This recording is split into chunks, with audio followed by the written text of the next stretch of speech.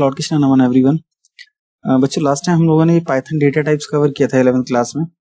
अगर आपको याद हो तो आपके एग्जाम से पहले जब हम लोगों की क्लासेस पॉज हुई थी तो उस समय तक हम लोग पाइथन डेटा टाइप्स कवर कर चुके थे, ठीक है।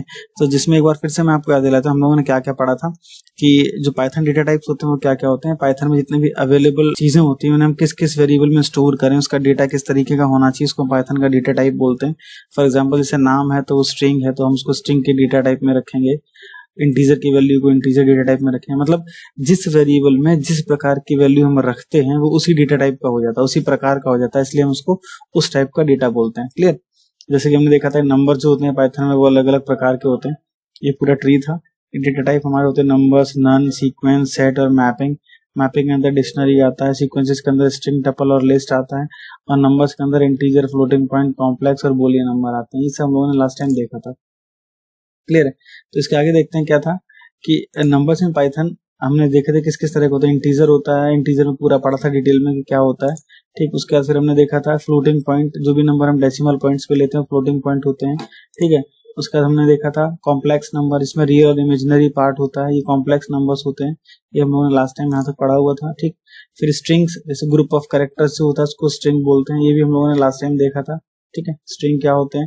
इसके बाद स्ट्रिंग की स्लाइसिंग कैसे की जाती है। फॉर एग्जांपल हमें फर्स्ट से लेके 3 तक के 3 कैरेक्टर्स चाहिए तो हम ऐसे डिनोट करेंगे, फर्स्ट से स्टार्टिंग 3 से एंडिंग, ठीक। ये हम लोगों ने लास्ट टाइम पढ़ लिया था, ठीक। फिर बूलियन था। बूलियन क्या होता है, जिसकी ट्रू या फॉल्स वैल्यू जिस डेटा टाइप में स्टोर कराई जाती है उसको बूलियन बोलते हैं।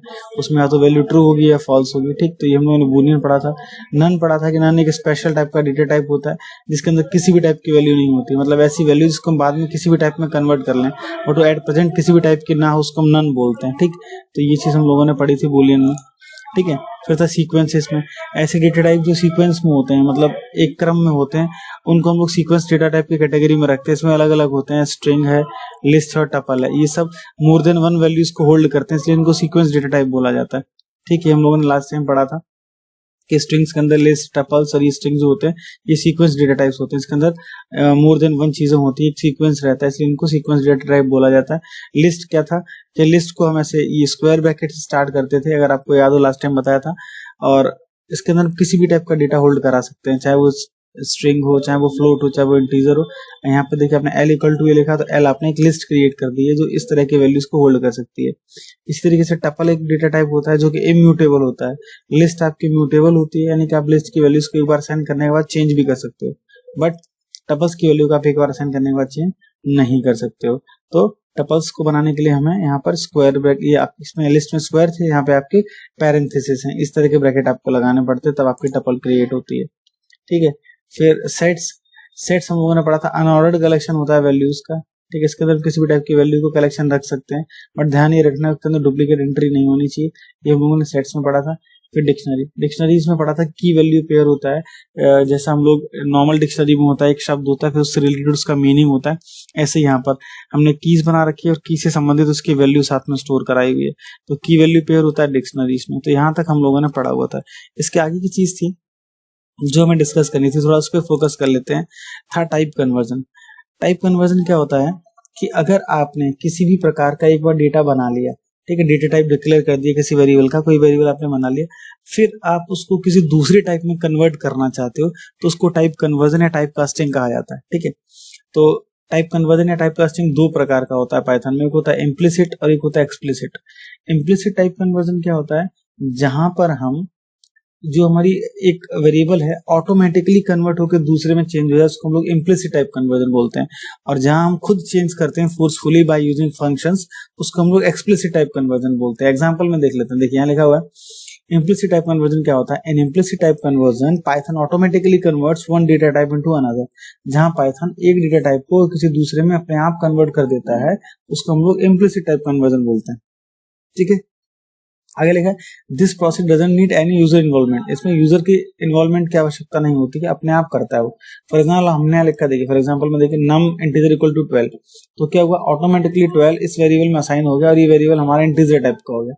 इसी तरीके से हमने लिखा नम फ्लोट इक्वल टू 10.23, तो 10.23 इस वेरिएबल में असाइन हो गया और ये वेरिएबल हमारा फ्लोट टाइप का बन गया, ठीक है। तो यहाँ क्या हो रहा है ऑटोमेटिकली ही वैल्यू चेंज हो रही है, ठीक। इसमें असाइन कर रहे हैं तो ये फ्लोट हो जा रहा है, इसमें असाइन कर रहे हैं तो इंटीजर हो रहा है। ये तो बहुत बेसिक सा एग्जांपल है, थोड़ा और कॉम्प्लिकेटेड लेते हैं। फॉर एग्जांपल हमने लिखा x इक्वल टू 5/2, ठीक है, तो 5 की वैल्यू अगर 2.5 आती है तो x हमारा क्या हो जाएगा, फ्लोट टाइप का हो जाएगा, ठीक है। अगर वैल्यू 2 आती है तो वो इंटीजर टाइप का हो जाएगा, क्लियर। जहां पर अपने आप वैल्यू डिसाइड हो जाती है, अपने आप वैल्यू असाइन हो जाती है, उसको हम लोग बोलते हैं इम्प्लिसिट टाइप कन्वर्जन। और एक्सप्लिसिट हमें फोर्सफुली करनी पड़ती है। फॉर एग्जांपल यहाँ देखिए, हमने एक इंटीजर वैल्यू लिया जिसकी वैल्यू असाइन कराई 12, यहाँ हमने स्ट्रिंग वेरिएबल लिया जिसकी वैल्यू असाइन कराई 45, बाद में हम उनको जबरदस्ती कन्वर्ट करा रहे हैं। देखिए हमने str वाले का इंट लिखा है, तो जो हमारा str वेरिएबल था वो इंटीजर में कन्वर्ट हो गया, तब इसके अंदर असाइन हुआ, ठीक है। तो अब क्या होगा कि हमारा 45 था वो अब इंटीजर वेरिएबल हो गया है, अब हम उसके ऊपर कोई भी मैथमेटिकल ऑपरेशन परफॉर्म करा सकते हैं, ठीक। ये हो गया आपका एक्सप्लिसिट टाइप कन्वर्जन। जहां हम फोर्सफुली कन्वर्ट करते हैं उसको बोलते हैं एक्सप्लिसिट टाइप कन्वर्जन, और जहां ऑटोमेटिक हो जाता है उसको बोलते हैं इम्प्लिसिट टाइप कन्वर्जन, क्लियर। आगे देखिए, आगे कॉन्सेप्ट होता है म्यूटेबल एंड इम्यूटेबल वेरिएबल्स का।